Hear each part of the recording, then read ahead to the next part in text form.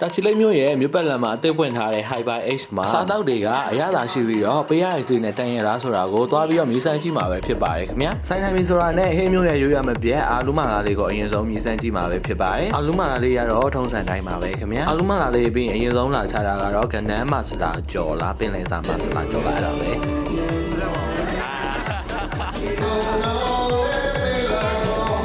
ပင်လယ်စာသင်္ဘောလေးအောင်လေးရတယ်လက်လက်ဆက်ဆက်လေးနဲ့တော်တော်လေးကိုစားလို့ကောင်းပါတယ်ပင်လယ်စာလေးတွေကထုတ်နဲ့သင်္ဘောသေးအောင်ရဲ့ချင်းကန်ဆက်ရတာလေးတွေကစိတ်ဝင်ပြီးတော့တော်တော်လေးကိုကြွင်တွေ့ပါတယ်ခင်ဗျာဆိုနန်ဟင်းကတော့ဆိုင်မှာထိုင်လိုက်ပြီဆိုတာနဲ့ free ချပေးတဲ့ဟင်းရည်လေးပဲဖြစ်ပါတယ်ဟင်းရည်ကချင်းလေးနဲ့ဆိုတော့အေးပြေပြီးတော့တောက်လို့ကောင်းပါတယ်ခင်ဗျာပင်လယ်စာမှာဆလာကြော်လေးကိုလည်းလမ်းပြီးတော့မြည်ဆန်းကြည့်ခဲ့ပါတယ်သူ့ရဲ့ရတာကတော့လေးလေးမင်းမင်းလေးနဲ့စားလို့ကောင်းပါတယ်ခင်ဗျာ Hyper X Signature Cocktail လေးရတယ်တစ်မျိုးလေးနဲ့တောက်လို့ကောင်းပါတယ်ခင်ဗျာဒီဆိုင်မှာအတန်ဆုံးကတော့အကင်လေးတွေပဲဖြစ်ပါတယ်3ပတ်တန်5ပတ်တန်10ပတ်တန်ဆိုပြီးအစားအရှိပြီးတော့သူကလည်းသူတော်တော်လေးကိုစားလို့ကောင်းပါတယ်ခင်ဗျာ။အဲမှာဆိုရင်ချာယူချက်စရာ9ကင်တို့ခန်းသီးကင်တို့လည်းရှိပါသေးတယ်။သူ့ရဲ့အကင်အရသာနှစ်ထားလေးကစော့နဲ့တို့မစားရင်တောင်မှတော်တော်လေးကိုရသာရှိပြီးတော့စားလို့ကောင်းပါတယ်ခင်ဗျာ။အကင်ထဲမှာဆိုရင်ဦးနုကင်ပဇွန်ကင်အမော်ကင်အရွက်ကင်တော်တော်လေးစုံစုံလင်းလင်းကိုမစားကြည့်ခဲ့ပါတယ်ခင်ဗျာ။အကောင်သေးပင်မဲ့စိတ်ပြင်းတာတော့ဒီကော့တေးပဲဖြစ်ပါတယ်။တစ်ခွက်သေးတောက်လိုက်တာနဲ့မူးဝေရစ်သွားတာပါပဲ။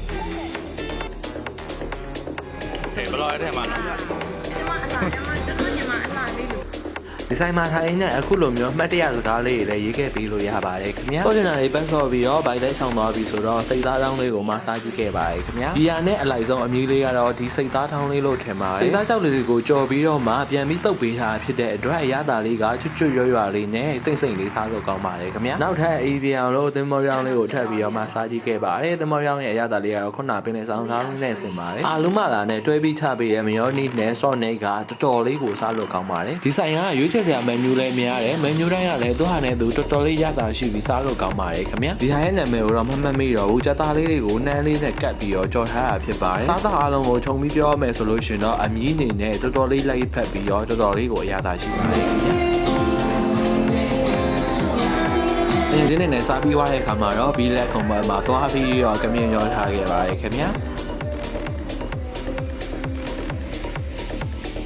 အဆုံးထိကြည့်ပေးလို့ကျေးဇူးပါဗျာတတာ